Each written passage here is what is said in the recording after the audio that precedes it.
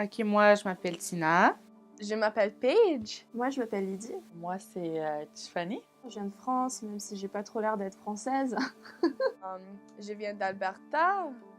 Je viens de cette île. Je viens de Maliotenam, dans une communauté qui est près de cette île. Le voyage missionnaire pour moi, c'était au Québec. Pour le voyage missionnaire, on est allé au Québec.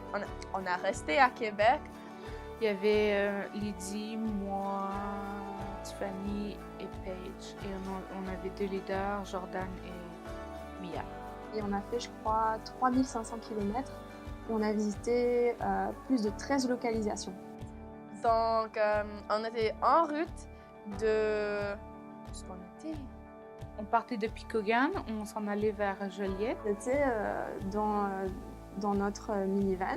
Lydie, elle avait le besoin d'aller à la toilette, mais il n'y avait... Pour Paige et Lydie, c'est fou, là, comme... je sais pas qu'est-ce qui se passe avec leur vessie, là. C'est fou.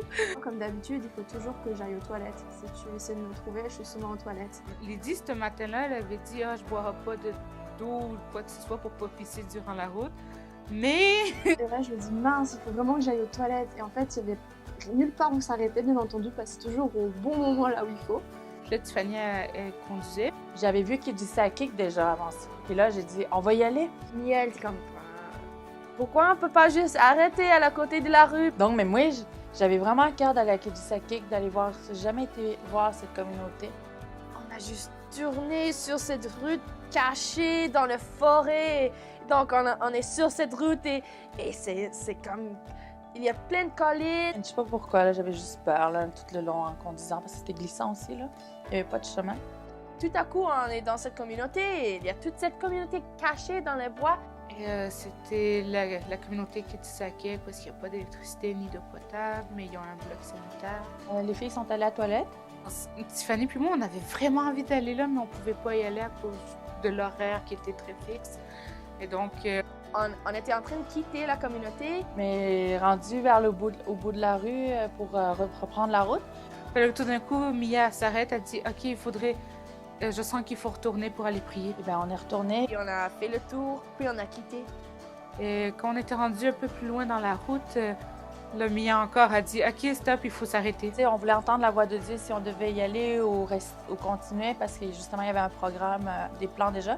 Et Mia a dit « Ah, je pense qu'il faut qu'on reste ici. » Fait qu'on s'est juste dit, on va voir ce que Dieu va faire, fait qu'on va retourner. Parce qu'on savait pas si on allait dormir ou on savait juste pas. Ça tombait bien, c'était l'heure du dîner. Fait qu'on est allé dans un dépanneur, puis à côté, il y a comme un petit restaurant. On a mangé dîner à le dépanneur. Et c'est avéré que Dieu s'est servi de cette situation-là pour nous faire rencontrer une dame. C'est quoi ça? J'ai dit, ah, qu'est-ce que vous faites après? Elle m'a dit, ah, je m'en vais chez nous, je m'en vais rentrer mon bois dans la maison. Genre, toute seule? Je dis oui, toute seule. Puis c'était une aînée. Louisa. Les aînés, nous, ils ont une grande importance dans nos communautés. C'est vraiment... Ils ont beaucoup de... On a du respect pour eux. Comme quand on a des grands repas communautaires, c'est les jeunes qui servent les aînés. Donc, on est allé chez elle pour aider à ranger le bois. On a cordé du bois, puis on a prié pour cette femme, justement.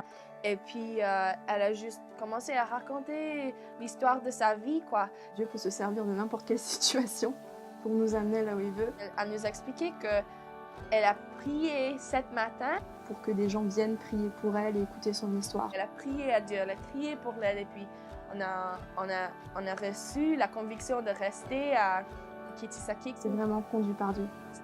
C'était fou. C'était vraiment cool comment Dieu a vraiment conduit les choses pour qu'on peut bénir Louisa et puis rester en Kitisakik pour une nuit. Vraiment, Dieu entend nos prières et qu'il prend soin de nous. Peu importe dans quelle partie du monde on est, il entend nos prières.